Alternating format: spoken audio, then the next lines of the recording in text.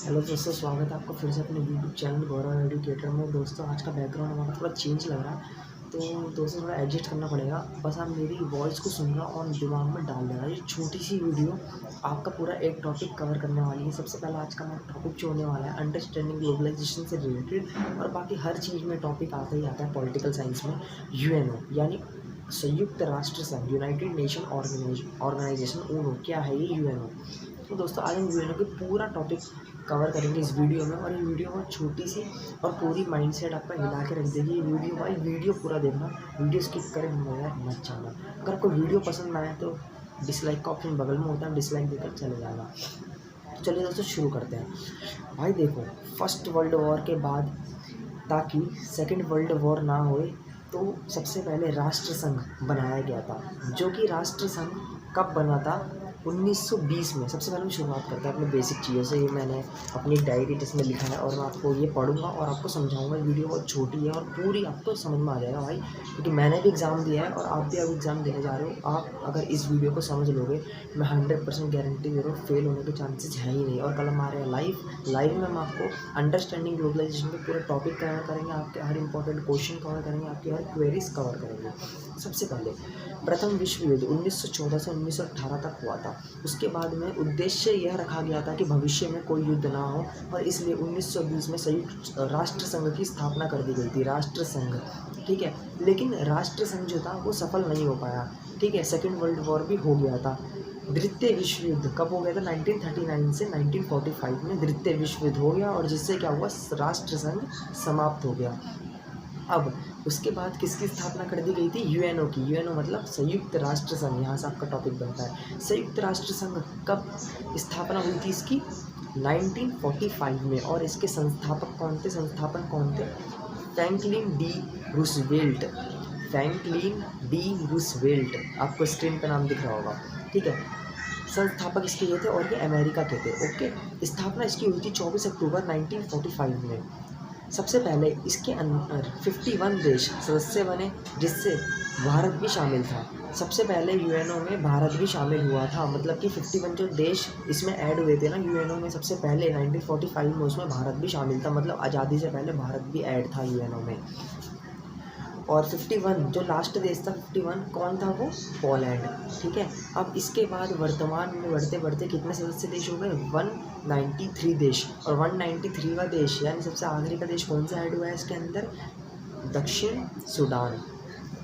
अब यूएनओ द्वारा अपनाया गया प्रतीकारित झंडा, यूएनओ द्वारा अपनाया गया कौन सा झंडा? प्रतीकारित झंडा। कैसा झंडा आपको स्क्रीन पे दिखाई दे रहा होगा, मतलब कि बीच में गोला है यानी एक विश्व बना रखा है, और बगल में जैतून की पत्तियां, मतलब कि जैतून की पत्तियों को दर्शाया गया है। ये शांति का प्रतीक है, ठीक है। यूएनओ। अब यूएनओ के कार्यालय में जो संयुक्त राष्ट्र संघ है, इसमें कौन सी भाषा यूज होती है कार्यालय में? अंग्रेजी और फ्रेंच, ठीक है। अब यूएनओ की आधिकारिक भाषा कौन सी? कार्यालय की भाषा तो हो गई अंग्रेजी और फ्रेंच, मतलब इंग्लिश और फ्रेंच। अब यूएनओ की आधिकारिक भाषा कौन सी होगी, मतलब जो अधिकारी यूज़ करते हैं जिस भाषा को, वो 6 भाषाएं याद रखना: इंग्लिश, फ्रेंच, चाइनीज़, रशियन और अरेबिक और स्पेनिश।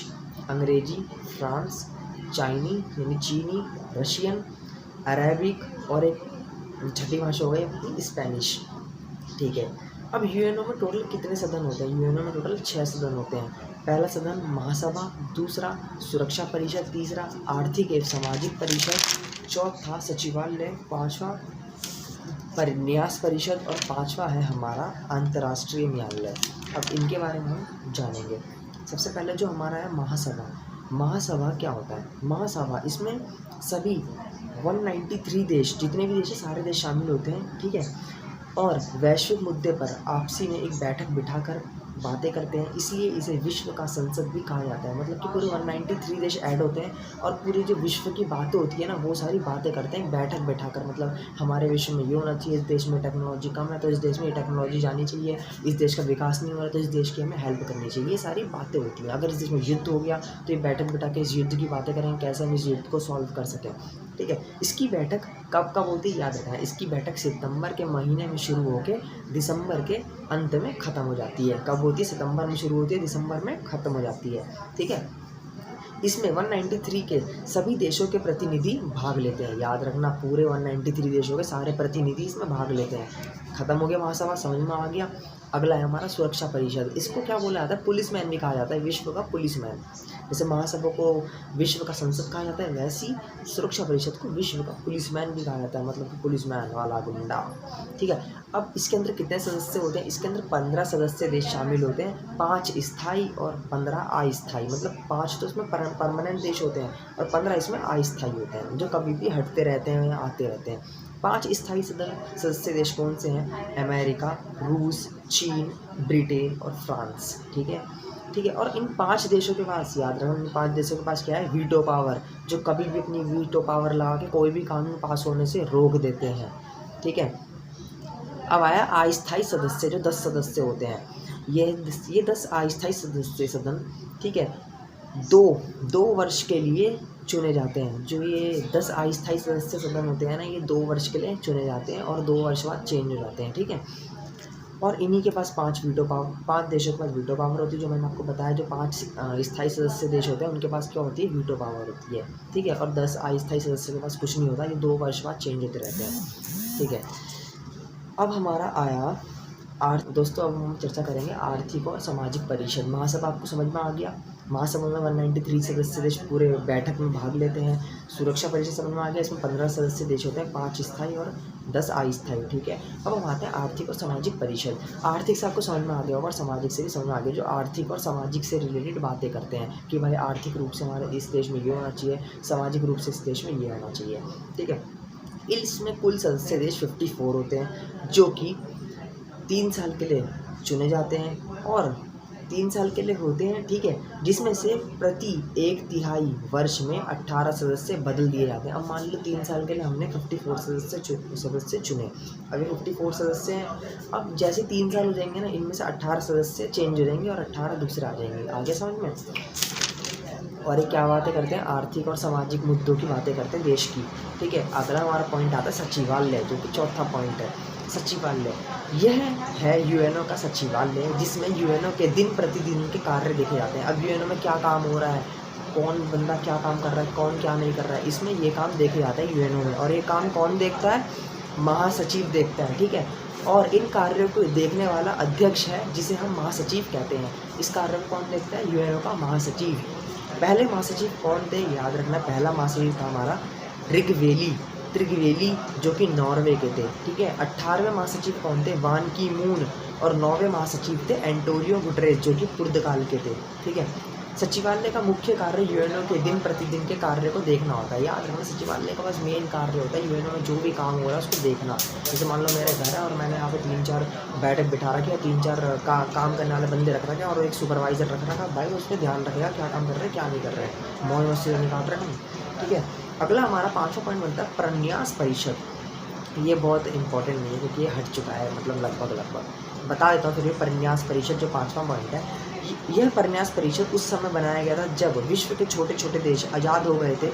ऐसे देश जो अपने दम पर अपनी प्रशासन व्यवस्था को चलाने में सक्षम नहीं थे, मतलब कि ऐसे देश जो अपने देश को चला नहीं पाते। मान के चलो जैसे कोई देश है श्रीलंका, एग्जाम्पल दे रहा हूँ मैं। अब मैं हूँ अमेरिका, अब ये ना अपने देश को श्रीलंका चला नहीं पा रहा है, मतलब आर्थिक रूप से सामाजिक रूप से बहुत ही पिछड़ा हुआ है। तो इसकी हम क्या करेंगे? हेल्प करेंगे। तो यही इसके अंदर काम होता था। अब मैं आपको बताता हूँ। ठीक है, इसमें छोटे छोटे देश आते थे जो अभी अभी आज़ाद हुए थे नए नए। ठीक है, वैसे में कुछ बड़े राष्ट्र अमेरिका, वैसे में कुछ जो बड़े राष्ट्र थे, अमेरिका हो गया, ब्रिटेन, रूस आदि, ये यूएनओ द्वारा यह दायित्व दिया गया था आप वहाँ का नेतृत्व करें और वहाँ के प्रशासन व्यवस्था के साथ यह भी ध्यान रखें कि वहाँ की जनता के अधिकारियों का हनन ना हो। अब जो यूएनओ था ना, उसने क्या करा? ब्रिटेन, रूस, अमेरिका जो बड़े बड़े विकसित देश थे, उनको क्या करा? उनकी प्रशासन व्यवस्था संभालने के लिए अधिकार दे दिया और ये भी कह दिया कि इनका ध्यान रखना, कहीं आप इनकी जो अधिकार है ना की जनता का, उनका हनन ना करें, ना इन पर कब्जा करें, बस इनका प्रशासन व्यवस्था चलानी है। आपको कैसे विकास हो सके इस देश का, ये ध्यान रखना है। लेकिन वर्तमान में सभी देश इतने सक्षम हो चुके हैं कि वह अपनी प्रशासन व्यवस्था को चला सकते हैं। जो प्रन्यास परिषद वर्तमान समय में समाप्ति हो चुका है या की ओर बढ़ चुका है। मतलब प्रन्यास परिषद की कोई ज़रूरत पड़ती नहीं है। मतलब लगभग देश अब जो है अपने दम पर जी रहे हैं, अपने दम पर अपने देश का विकास कर रहे हैं। ठीक है। छठा हमारा पॉइंट सबसे इम्पोर्टेंट जो है अंतर्राष्ट्रीय न्यायालय पूरे विश्व का जो न्याय करता है। ठीक है।